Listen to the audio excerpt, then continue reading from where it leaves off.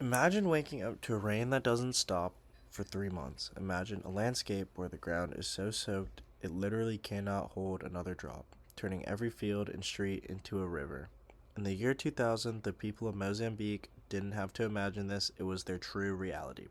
Today, we're looking at the perfect storm of geography and climate that led to the worst flooding the region had seen in over half a century. This is brought to you by Jeremiah Powell, Maxwell Belk, and Declan Bassett.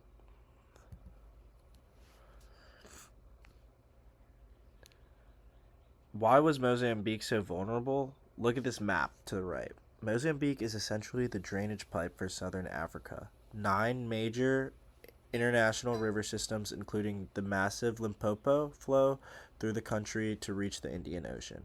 In February of 2000, the bucket was already full. The wet season had already saturated the soil when the ground became impermeable. Like this, the rain doesn't sink in, it just sits on top and moves. We call this inland driven flooding, and it meant that 6 major rivers all hit peak flood levels at the exact same time. But it wasn't just typical rain. The atmosphere essentially broke. Over 3 months, Mozambique was hammered by a triple threat Cyclone Helene in February, Cyclone Gloria in March, and Cyclone Huda in April. While urbanization in cities created more runoff, the sheer volume of water flooding over 30,000 kilometers was something infrastructure simply wasn't built to handle. You can see the cyclone paths on the map. The country was being hit from every angle month after month.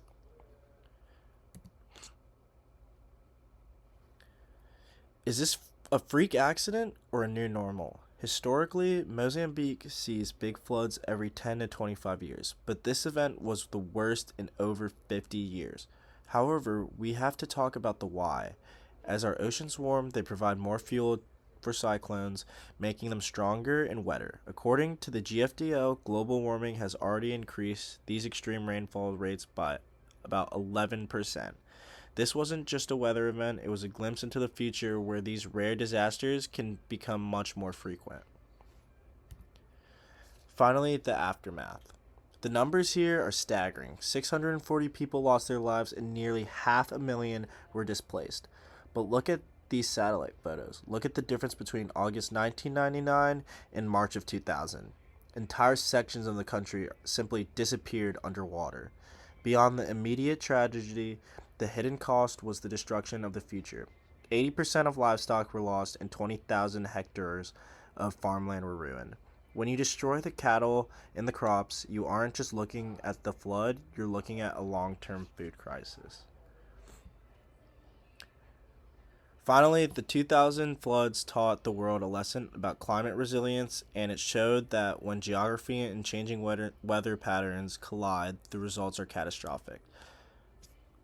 Thank you for listening to our slide presentation.